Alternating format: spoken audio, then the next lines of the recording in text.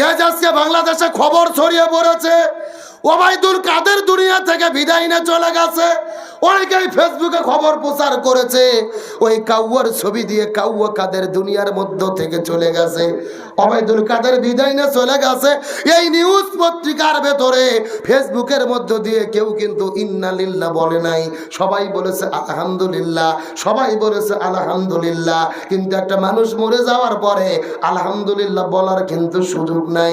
আল্লাহর কোরআন বলেন আল্লাযীনা ইযা আসাবাতুহুম মুসিবা ক্বালু ইন্না লিল্লাহি ওয়া ইন্না ইলাইহি রাজিউন। যতদিন করে মানুষ তোমাদের মধ্যে মারা যায়, বিপদের কোনো খবর শুনবে, তখন তোমরা ইন্না লিল্লাহ বলবা। কিন্তু আপনি মরে যাওয়ার পরে মানুষ ইন্না লিল্লাহ না বলে যদি আলহামদুলিল্লাহ বলে, ভালোভাবে বুঝে নেবেন আপনার জীবন সফল নয়, আপনার জীবন হলো ব্যর্থ। আর এটাই হলো জাহান্নামী ব্যক্তির মৃত্যুর আলামত। সুনান আবু দাউদ শরীফের হাদিসের মধ্যে এসেছে একটা মানুষ বিদায় নিয়ে চলে যাওয়ার পরে এলাকার মানুষেরা কেঁদে কেঁদে তার জন্য যদি দোয়া করে, এটা হলো জান্নাতি ব্যক্তির মৃত্যুর আলামত। কিন্তু কোনো মানুষ মারা যাওয়ার পরে এলাকার মানুষেরা যদি আনন্দিত হয়, যদি খুশি হয়, ইন্না লিল্লাহর পরিবর্তে আলহামদুলিল্লাহ বলে, আপনি আপনার গ্রামের মধ্য থেকে যখন মারা যাবেন, এই গ্রাম এলাকা পাড়া প্রতিবেশী আপনার জন্য কান্না করে যদি দোয়া করে, আপনার জীবনটা সফল, আপনার মৃত্যু জান্নাতি মৃত্যু। কিন্তু আপনি মরে যাওয়ার পরে এলাকার মানুষেরা যদি আনন্দিত হয় যে ওই লোকটা বড় খারাপ ছিল, ওর দ্বারা আমার এই ক্ষতি হয়েছে, আপনার মৃত্যু যদি কারো আনন্দের কারণ হয়, এটাই হলো জাহান্নামী ব্যক্তির মৃত্যুর আলামত। এই জন্য একজন কবি বলেছেন, যেদিন তুমি এসেছিলে ভবে, কেঁদেছিলে তুমি, হেসেছিল ভুবন, এমন জীবন তুমি করিবে গঠন, মরণে হাসিবে তুমি, কাঁদিবে ভুবন। আপনি মরে যাওয়ার পরে, আমি মরে যাওয়ার পরে এলাকার মানুষরা যদি কেঁদে কেঁদে আমাদের জন্য দোয়া করে, এটা হলো জান্নাতি মৃত্যু। কিন্তু আমি মৃত্যু বরণ করার পরে, আমি মারা যাওয়ার পরে মানুষেরা যদি আনন্দিত হয়, ইন্না লিল্লাহর পরিবর্তে আলহামদুলিল্লাহ বলে, এটাই হলো জাহান্নামী ব্যক্তির মৃত্যুর আলামত।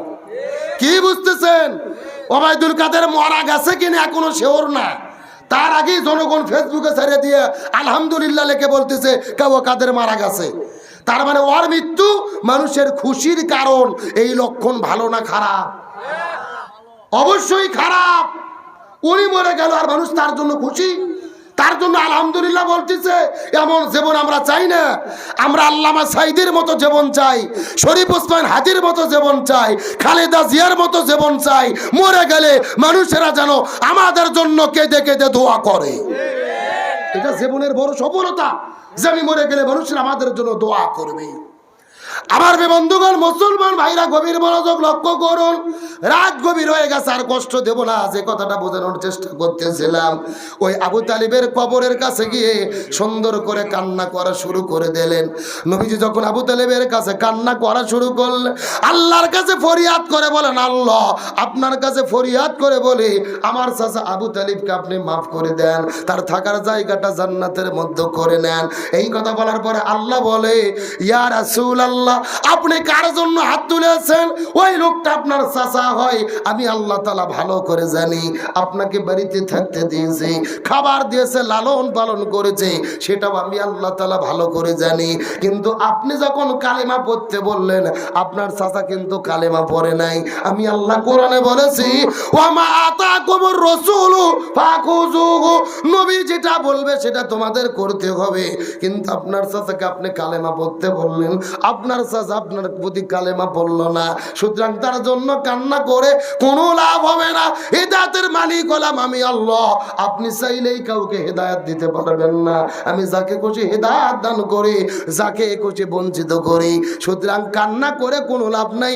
আপনার চাচা আপনাকে ভালোবেসেছে কিন্তু অনুসরণ করে নাই, এই জন্য আমি আপনার চাচাকে মাফও করব না, আর আবু তালিবকে কখনোই জান্নাতে দেব না। এ বগরা সুগান বগরা মুসলমান গভীর মনোযোগ। আমার পুরো আলোচনা ভুলে যান, আমার কোনো আপত্তি নেই, তবে সে শিক্ষাটা ভালো করে মাথার মধ্যে ঢুকায়া বাড়ির মধ্যে ফেরত যাওয়ার মতো চেষ্টা করেন।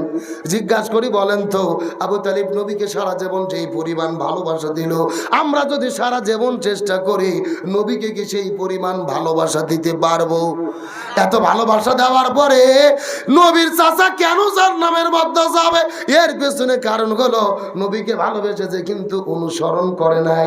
এখান থেকে শিক্ষা দাঁড়ালো, এই বাংলাদেশের ভেতরে আমাদের 90% মুসলমান, নবীকে ভালোবাসার লোকের কোনো অভাব নাই, কিন্তু নবীকে অনুসরণ করার লোকের বড় অভাব। এই দেশের ভেতরে 90% মুসলমান যারা শুধু মুখে মুখে নবীকে ভালোবাসে, মসজিদের ভেতরে ইয়া নবী সালামু আলাইকা বলে, গরম গরম খিচুড়ি আর জিলেপি বিতরণ করে, কিন্তু নবীর আদর্শ দিয়ে জীবন পরিচালনা করে না, পরিবার চালায় না, সমাজ চালায় না, রাষ্ট্র চালায় না। ওই নবীর আদর্শ এই জমিনের মধ্যে বাস্তবায়নের আন্দোলন করে না। এদেরও পরিণতি ওই আবু তালিবের মতোই হতে হবে। আরো জোরে বলেন।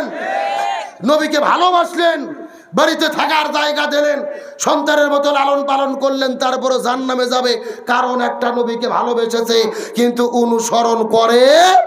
আজকে বাংলাদেশের 90% মুসলমান আমরা মুখে মুখে নবীর উম্মত বলে দাবি করি, নবীর প্রতি দরুদ পড়ি, সালাম দেই, গরম গরম খিচুড়ি জিলাপি খাই, অথচ নবীর আদর্শ দিয়ে যারা জীবন পরিচালনা করি না, সমাজ চালাই না, রাষ্ট্র চালাই না, ওই নবীর আদর্শ এই জমিনে বাস্তবায়নের আন্দোলন করি না, এদের পরিণতি আবু তালিবের মতোই হতে হবে। সুতরাং নবীর ভালোবাসা শুধু মুখে মুখে নয়, ওই নবীর আদর্শতে জীবন চালাতে হবে।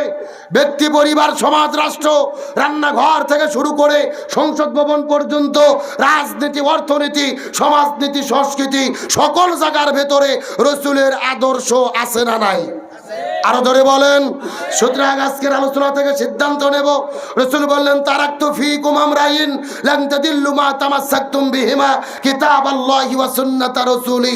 আমি দুইটা জিনিস রেখে যাচ্ছি, এক নম্বর আল্লাহর কোরআন, দুই নম্বর সুন্নাত। সুতরাং আজ থেকে শুরু করে মৃত্যু পর্যন্ত আল্লাহর কোরআনের বিধান এবং রাসূলের আদর্শ দিয়ে জীবন পরিচালনা করতে কারা কারা রাজি আছেন? দুটি হাত আল্লাহকে তুলে দেখান।